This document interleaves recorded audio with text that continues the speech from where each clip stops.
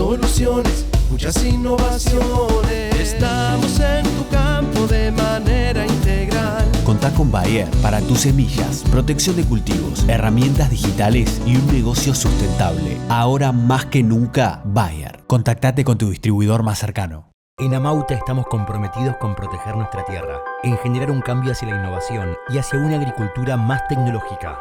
Entendemos la evolución de la agricultura como un crecimiento positivo de los cultivos y de sus rindes, del negocio de nuestros clientes y de los profesionales de la agricultura. Amauta, evolucionando la agricultura. Dando más vida productiva a los suelos cultivados, protegemos los paisajes donde crece la diversidad. Por eso miramos con optimismo el futuro, trabajando cada día para encontrar en la tierra y el aire el alimento para los suelos del mundo. Eurochem, horizontes más fértiles.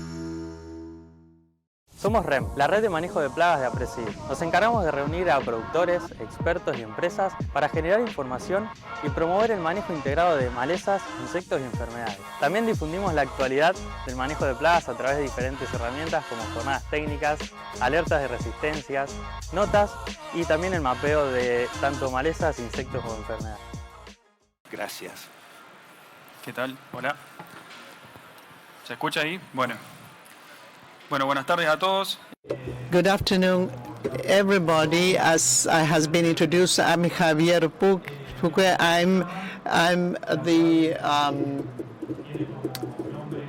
I will be the moderator of this presentation, New Challenges in Extensive Agriculture, Resistance to BT Herbicides. Alejandro Vera, Alejandro Casmus will present the current scenario of the BT soybean crops, the meter worm behavior.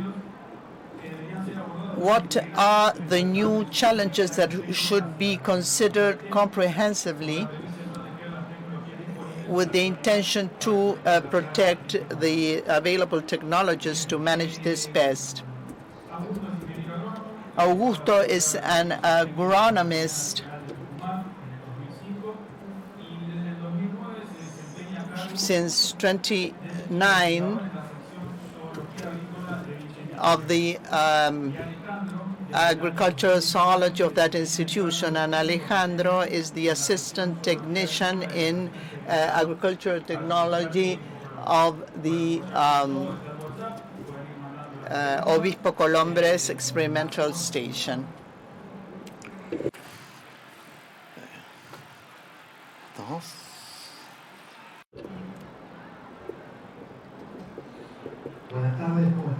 Good afternoon, how are you? I want to thank the people from APRESID. It is an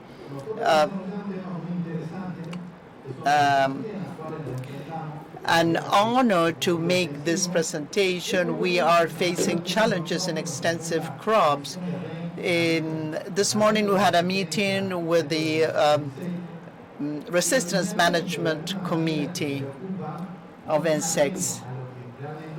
But we are concerned with what really happens, and also entomologists are concerned with this. Entomology faces three problems. One is the climate change, and crops are impacted by high temperatures, and they are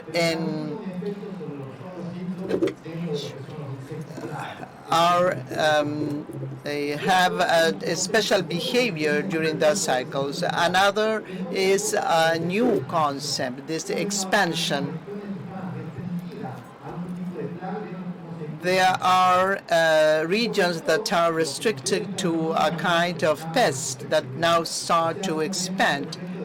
We have to talk about the susceptibility change. What is the resistant effect of GMOs? And we are interested in target pests, which are controlled by the BT, but also those which are not controlled outside technology, the non-target pests.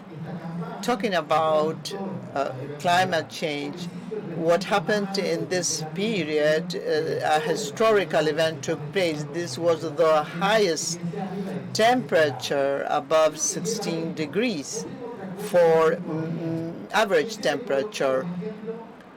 What is the consequence of this? Larva that has an wintering process between winter and spring, it passes through the pupa state and then it becomes an adult. What happens in this kind of period? There is a sort of displacement. Pupas that appear in winter and spring, they start to appear in winter, so there is a higher pressure on the crop. Also, the bollworm, we know that it hibernates in the pupa state.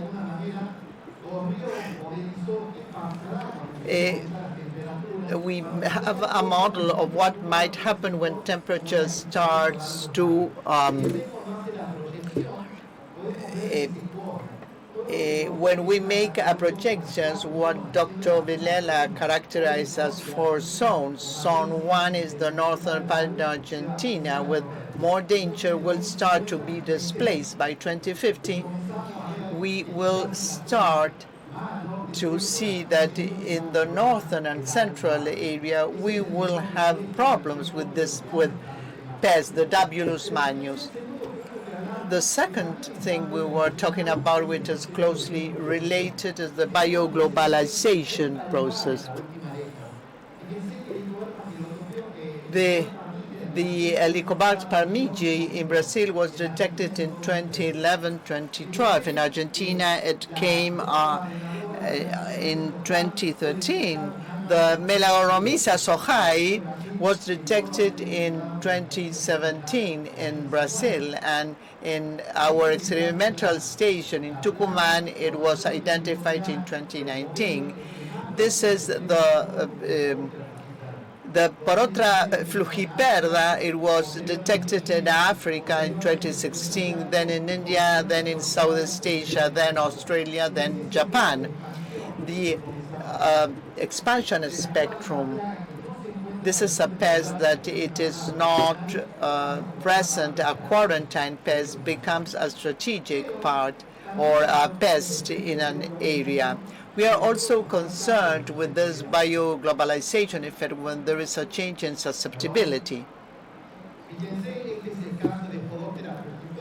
This is the case of the Spodoptera flugiperda that was identified in corn in Puerto Rico.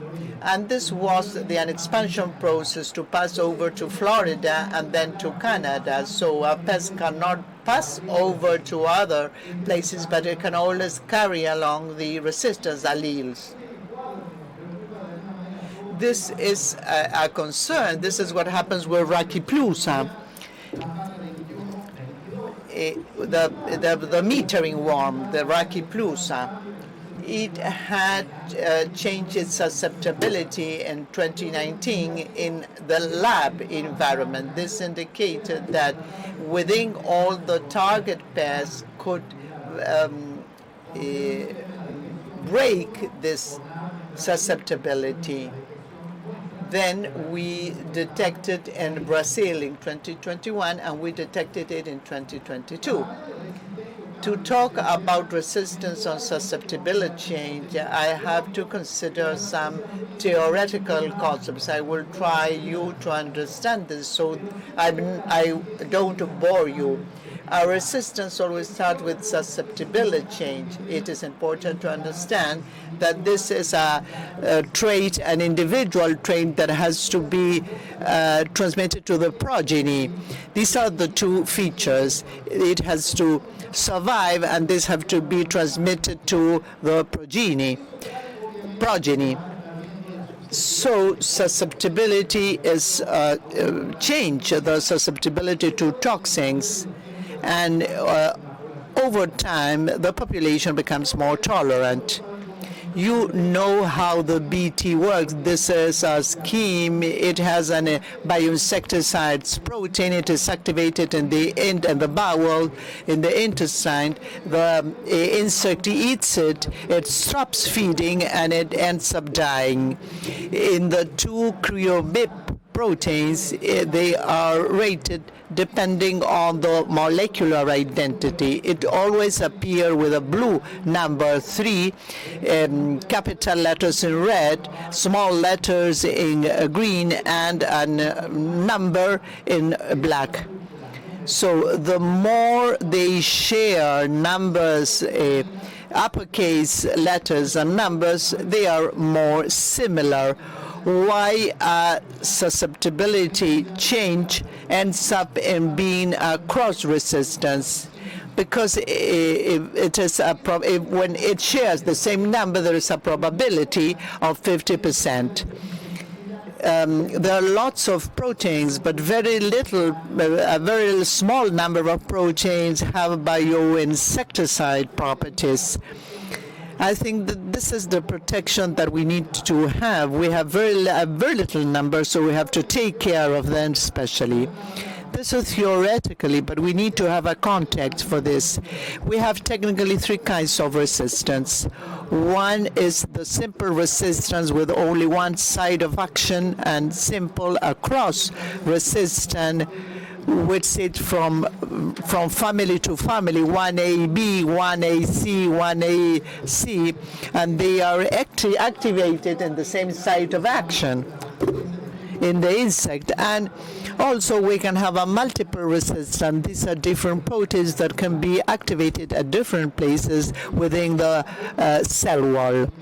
This is the picture one for the first time BT event is released commercially. We have very little heterozygotes, and the rare ones are the resistant ones, the red ones. But resistance exists in nature. It's not that it happens spontaneously. They are present always. They're always present. There is a concept very common in resistance, which is the allelic initial frequency. This means how many individuals survive initially. We have different response curves in order to reach 50% of individuals that become resistant. If I start with an allelic frequency of 5, this green line, I will have a change of susceptibility 4 years later. If I go to 1%, this will happen 7 years later, and if I have 0 frequency, the change will occur 10 years later. So I wanted the technology to persist in time.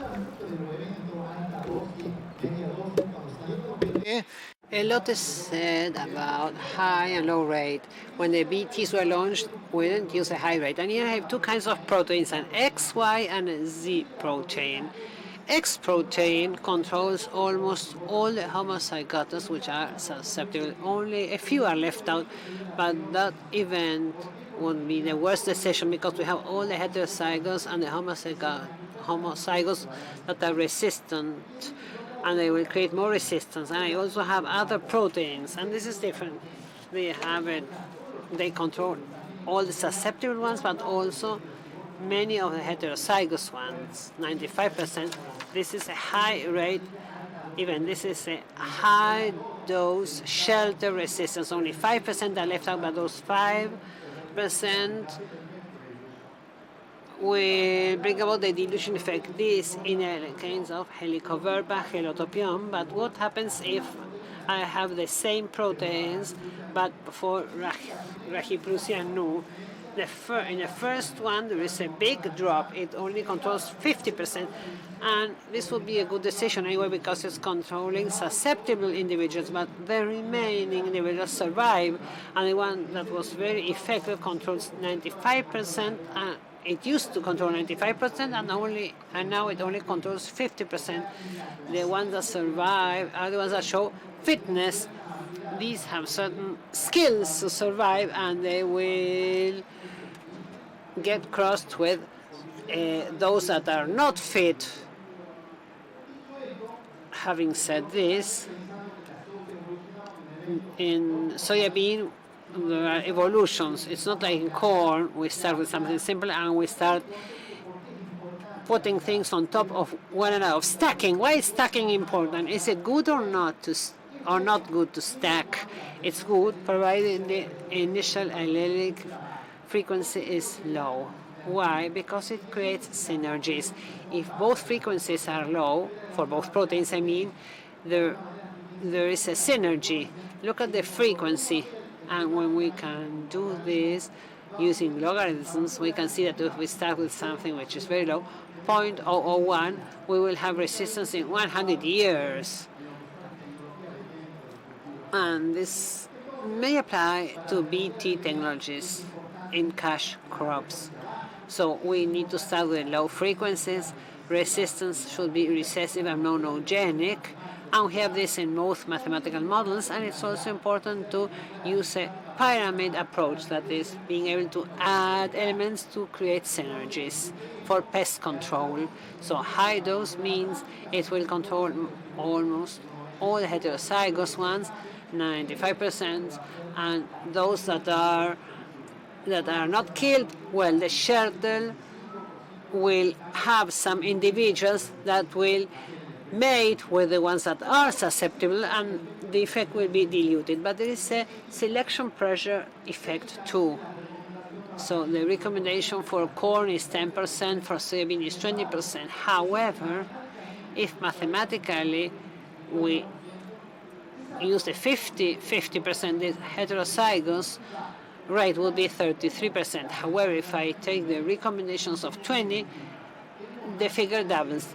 There is more likelihood to bring about that genetic change in a short time, and this will turn into resistance. When the company began to develop CL50, Rashi Plus was in the middle, 70 nanograms, 0.70 nanograms of protein per millimeter of diet, so that it would kill at least 50% of the bags. But P includes its more tolerance. The least tolerant one is at the bottom. So why did they start with Brachyplusia?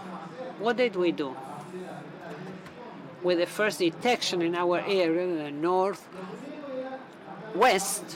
this is of Tucumán. This is the grain area of Tucumán, soybean and beans. This is the south of Tucumán, and the east, the dry east and the wet east. In 2022, we found unexpected damage. Went to the field. We tested the plants. We want so that the plants would express the protein, because sometimes the bags were just moving from plant to plant, from a non-BT to a BT plant. Once this was done, the next question was, is it Brachyplusia or is it Chrysiodesi? They look alike, but when you zoom in, they are different. On the right, we have Brachyplusia, and on the left, we have Chrysiodesi inclusive or Pseudoplusia. So therefore, we carried out a test to compare susceptible populations to resistant populations, and we published a paper, and we made the presentation. But let's see how the dynamics changed. Look at this. In this season, 2021, 22, 23, in the south, in blue, we see the season. There was no Brachyplusia, almost. The first detection in blue was done in March. And usually you have this in the northwest. The pest usually find is another one, not the new one, but in January we found the red curve with the maximum peak in March, and the amount changed. There was much more Brachyplusia, many more Brachyplusia bags. This is in the south, this is in the east, and we began to find them early on. We had 3 peaks in the last season. However, the first detection campaign in blue is all a flat line, and we only found them in March. We also planted traps because we wanted to look at the moths dynamic. And we found them all along since the very beginning until July. So look at the dotted line. Here we see the soybean phenology, and we are finding it in other crops, reservoir crops, hosting crops. We are finding Rachiplusia throughout the season, both in winter and in summer, with some peaks.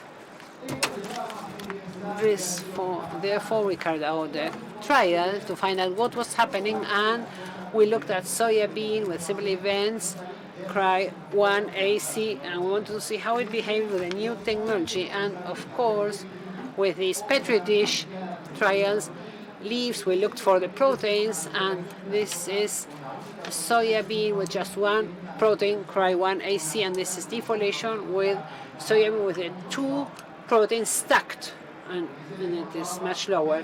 When there is an increase, when I zoom in, I can see how they feed, advanced leaf loss. Look at this. They are eating up the leaves. What is important, from the first time we detected them until the final season, survival has increased. When I am feeding them cry 1AC, over 90% of the individuals survive, but they also survive elsewhere. We have 35% of survival of Rachiplusia considering this new technology. When I look at defoliation or leaf loss, I have something similar. The first year they would eat a little bit, 30%. In the latest season they have eaten 95%, just like the Rachiplusia, which is susceptible. This tells us that this species has overcome this adaptation cost related to resistance, and the technology. And with this new technology, the leaf loss is quite low, 5%, 11% at 14 days. So this is what I talked about last year. We shared this information. We found synchronicity in the cycles. In full green lines is the pupa, the dotted lines are adults. In red we have the population where there was a change in susceptibility, and we didn't find. So in one case we had the adults coming out earlier on, and this is because this year they were eating 30%, and the latest season, as they have eaten 95%, there is an overlapping. We don't have fitness, and so we have susceptible and non-susceptible individuals. In the case of soybean, we have seen this in soybean, but there have also been some changes in corn. This started in the east. This is the dynamics in corn when we saw them in the tiene un buen control sobre Spodoptera frugiperda. The tassel. Look at the frugiperda, and in this season, Helicoverpacea, in 21-22, we still have a flat line. What strikes us? Well, the latest season, and we have this in the east, but also in the south of the province. We have Helicoverpacea in corn with BT technology, or with VIP technology. It's also important. This is a biotrial. We collect the material, we test it, we raise them, we fed them in individual containers, and there was a change in susceptibility. They are not surviving. In yellow we have a non-BT corn, and in blue a BT corn, and after a fortnight we have 50% survival. And this matches what we see in the feed when we test 10 corn elements. We see Helicoverpa in stage L3 onwards. So this is a consequence of bioglobalization. This has been done in the US and Canada, and these are the results of Helicoverpa set. We might say that there is an increase. We had few individuals early on, but in this season we have lots of Rachiplusias throughout the winter and the summer. The survival of 93%, is not due to a change in susceptibility, it's confirmed resistance to CRY1AC protein. The leaf loss levels well. Today there is synchronicity. They can susceptible and resistant population eat the same way and the same amounts, and it's also important. We also see the importance of technologies for other pests, which are important for our, and this is very important in our area. For example, when we have a very dry season, when we have Helicobacter, Gelotopium, and Anticarsia, which is not doesn't, and we don't have it too much in our area, but it's important in the central part of Argentina. So we began to see changes in susceptibility in Viptera, and we should pay attention to this in the future seasons to find out whether it's a change in susceptibility or resistance. And now I'll give the floor to Augusto. But very often there is a dilemma. This is a paper published some years ago, and the question is, what do we have first, the chicken or the egg?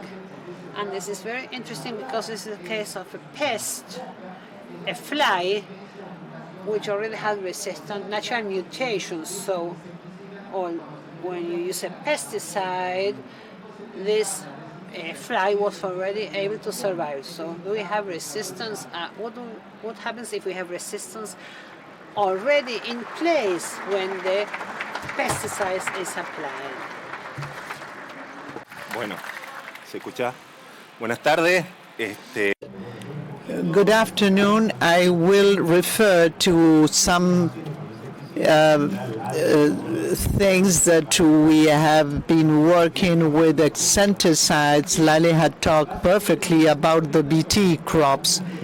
I will show some issues that came up in a collaboration work that we did with Casafe Yarek to assess the sensibility of Spodoptera frugiperda, which is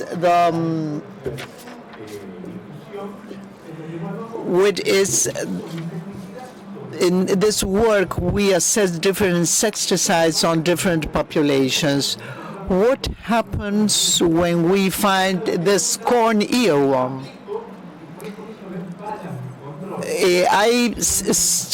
When I make the application and I see there are failures in the control, this is because there can be some failures and won't be able to control this pest. So it is key, the timing of application.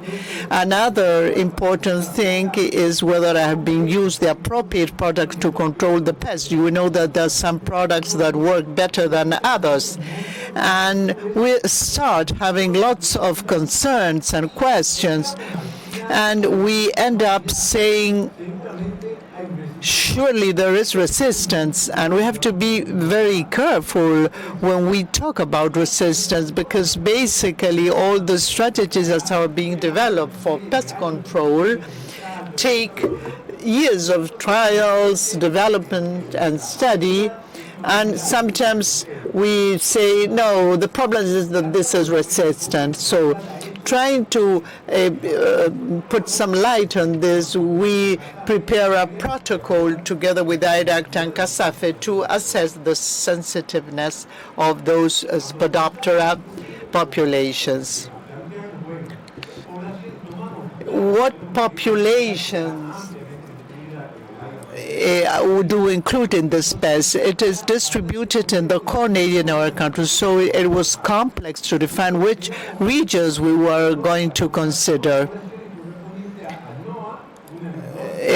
We decided to identify a region in the north of Salta and the other one in Tucumán. We were talking about the same region. The environmental characteristics and the management characteristics of corn are quite different. We also chose a location of the northeast Argentina and another location in the southern part of the country. That would be the core area, one in the central Córdoba and the other one in Santa Fe. We defined the population, and then we collected Spodoptera larvae In corn, here we have the larva that we collected, more than 300 larvae. The next step was to decide what we would test. Once we had the populations, we considered working on these insecticides that covered the whole spectrum of active principles that are currently used to control Spodoptera. We have a diamine, a pyrrhotring represented by a lambda cyalotring, a lefunuron, and a spinotoram, which was a spinosyn. We considered to work with different concentration of these active principles, active ingredients, but starting with the idea that the concentration 1x would be the one that referred to the label rate indicated in this insecticide for Spodoptera frugiperda. This is how we can get to this field material. That material was conditioned. We provided a specific diet. We prepared cages so that adults could copulate. So we made the necessary separation, and then the larvae in all the locations, in all the populations, we have worked with one type of Spodoptera frugiperda. So we started to work with this small larva. The trial consisted in, here we have the dishes, the pitman, where we placed the diet. Once it became solid, we added the different concentrations of the insecticides, and then we placed in its cells an L3 larva of Spodoptera frugiperda. This trial had two assessment timings. One was 4 days and there was 8 days after. The information refers to 8 days after preparation. Lale was really concerned, involved in this trial. Here we have a listed detail of what material we evaluated for each insecticide and for each insecticide. In each population, we worked with 1,792 larvae with specific concentrations each. We now will consider what was the response of each of these populations to the different insecticides. In this table, we have the parameter of control efficacy or effectiveness. This is the control after 8 days for the population coming from the northern part of Salta province. So we consider the control effectiveness, accepted effectiveness values that were above 60%, 90% controlled. In the case of chlorantaniprole, which is used in the region to control Spodoptera, we were able to have control levels as of the 2x concentration. Remember, the 1x concentration is the one indicated in the label for this product. In the case of lambda cyalotring, we have level controls as of the 1x concentration. Lufenuron also 2x, and for spinotoram we have total control as of the 1x concentration. In this curve, we have plotted the different concentration for each product for Salta. Many of the products that are frequently used to control Spodoptera have levels that are close to 90% when we refer to the 1x or label concentration. Going to Tucumán concentration, the second site, we have the same situation with the diamide. We have controls over 90% for 2x concentration from lambda cyhalothrin. We have the same situation of control above 90% with the 2x concentration. With the lufenuron, with 1x, we had control of 90%. And with spinosad, we also have high efficacies or effectiveness, also above 90%. This is plotted again. You can see that the Tucumán population, Lorantaniprole, Lambda-cyhalotrina at the 1x concentration is below the 90% level. And the next population in the northeast part of Argentina, in Chaco, the same situation. The diamide, we achieved controls above 90% with the 2x concentration for lambda cyhalothrin. 2x also resulted in controls above 90%. With lufenuron, with 1x, we achieved 90% control. And again, with spinosad, we had very sound results. Here we have an overview of the different population of Spodoptera furgiperda in the northern part of the country. But in the populations further south, we go to Córdoba. In general, we see all the active ingredients with the 1x concentration had control levels above 90%. So we see some difference here comparing populations. Obviously, there is a marked effect of the spinosad active ingredient.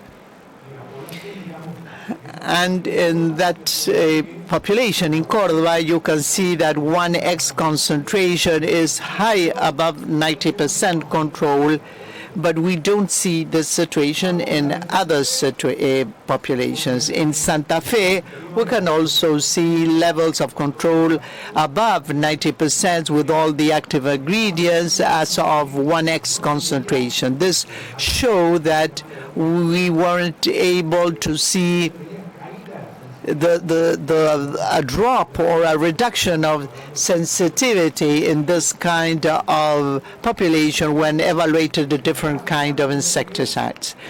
In this chart, we can see that 1x concentration of all the assessed products also provided a control above 90%.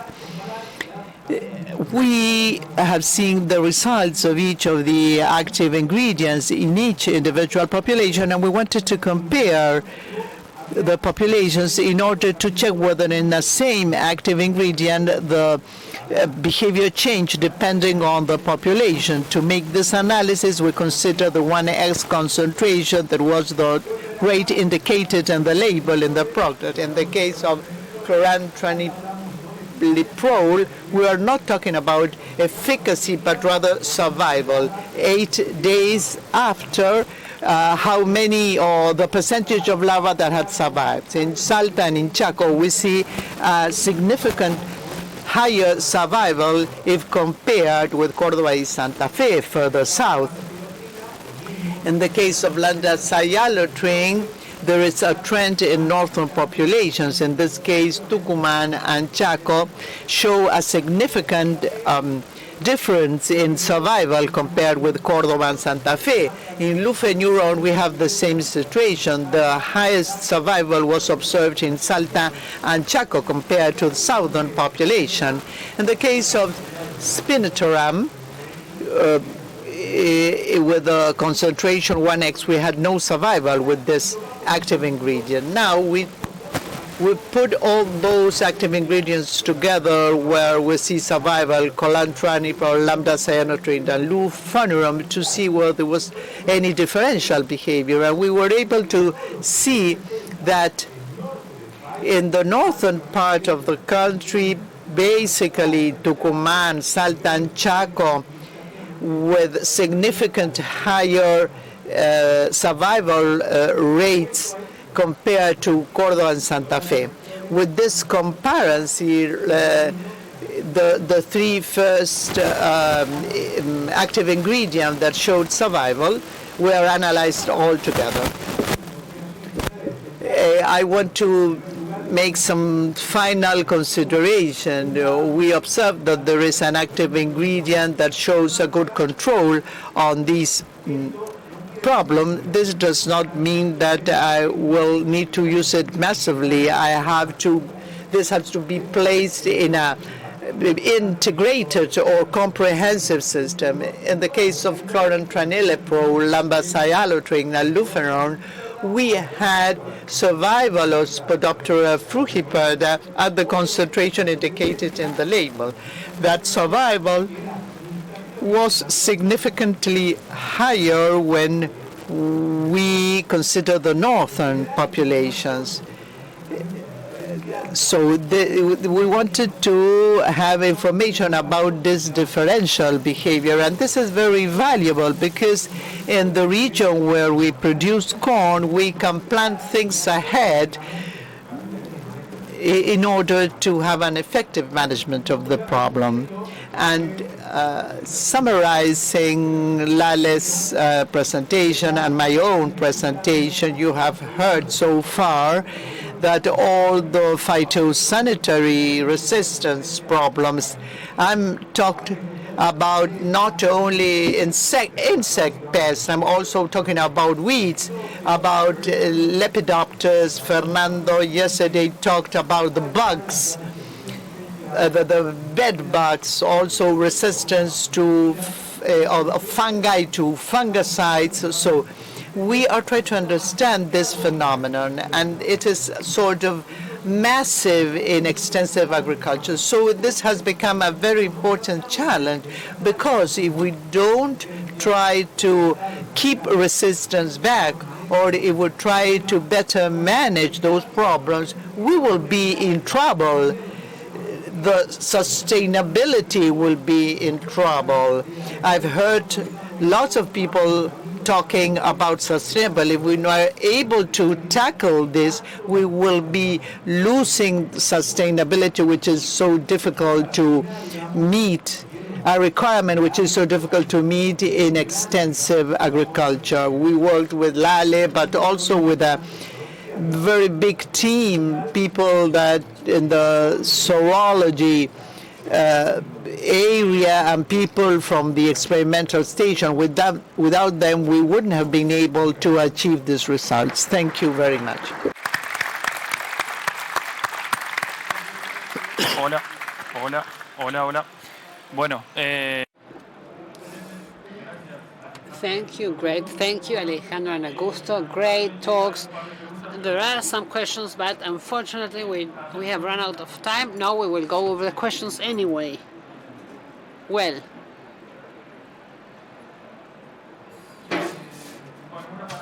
this is a question for Alejandro.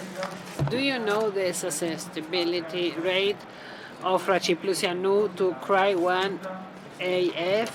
So are we talking about the pyramid effect? It's a pyramid effect because it's just one protein, but two proteins that are present. We don't know to the degree, because we should see that the change in susceptibility comes from two seasons. We are working on this with the Corteva people, the ones who own the technology, because it's important to expand on hereditary traits and the response or the rates. It's important to know whether it's recessive resistance, dominant resistance, whether it's just one gene, several genes. So we have to analyze this in depth. This is a question for anybody about Lycoderta cell northeast of Santa Fe. There's resistance to Viptera and to Pro4. Maybe this is due to the fact that all seed traders have a new technology for Frugiperda that brings about less competition with Helicoderpa.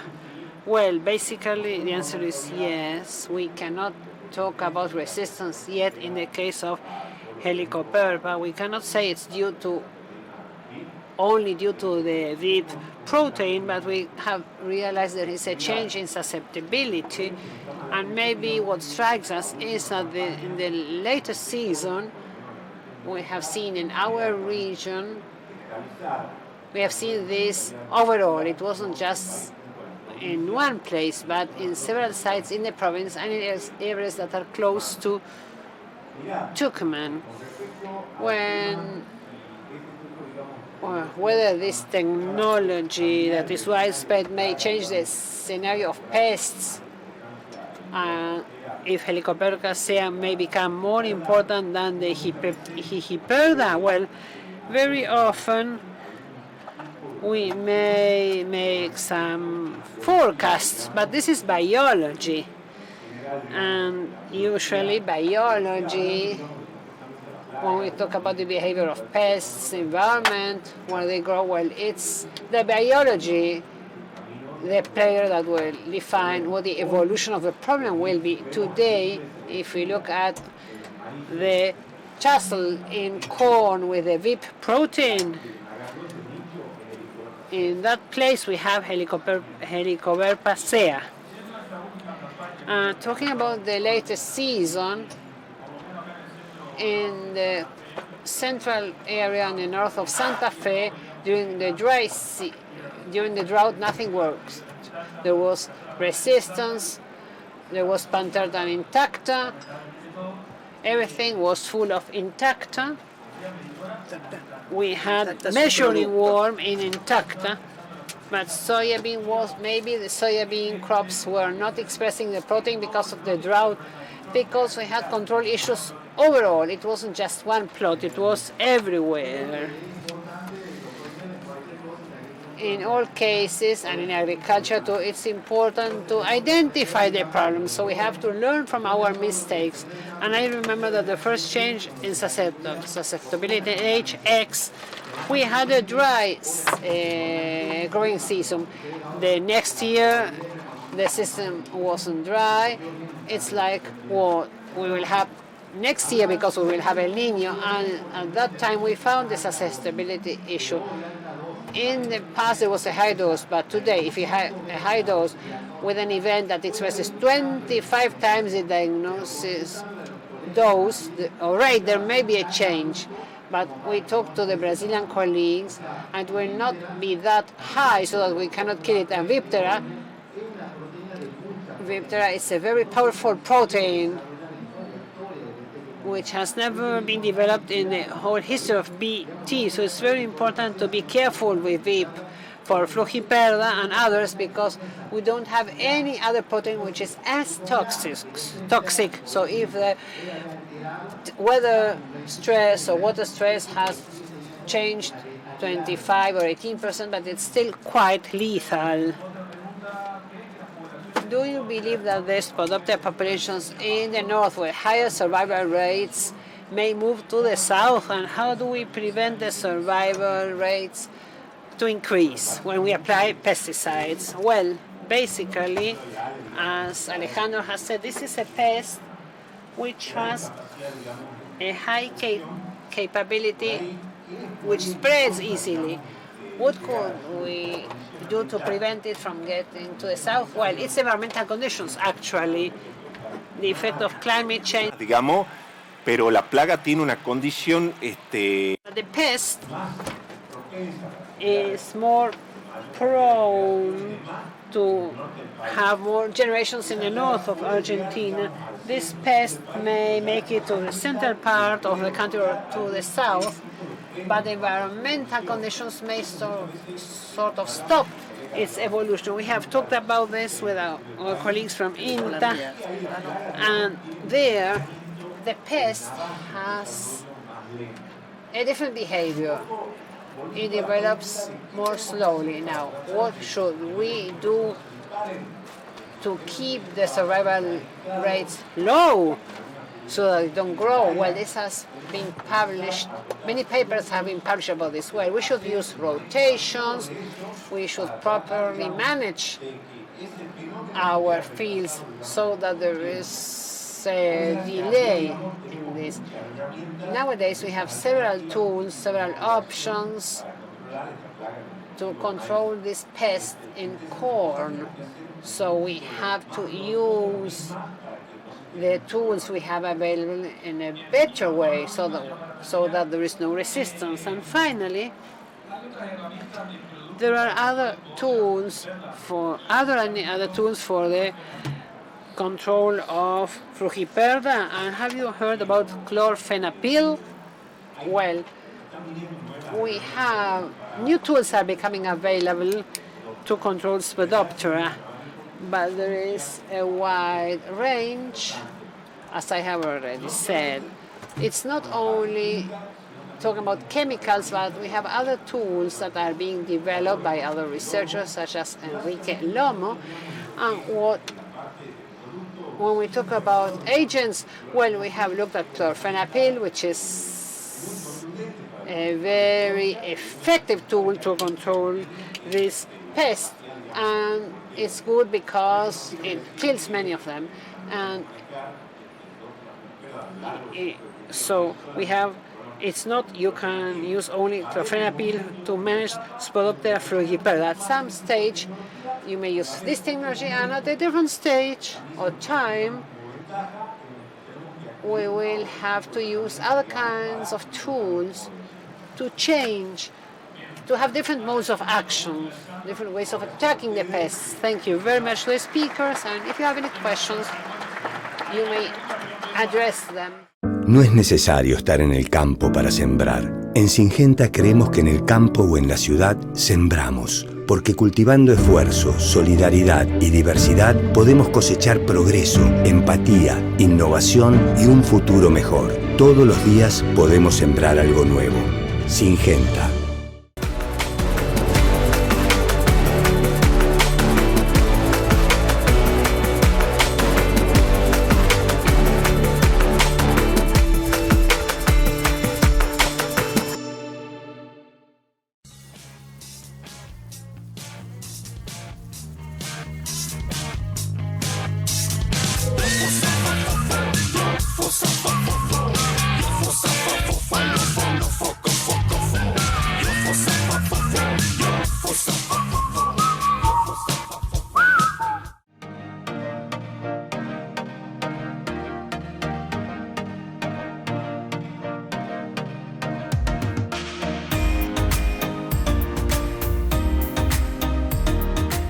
La Red Rural es el noticiero agropecuario de Radio La Red, con la conducción de los profesionales del agro.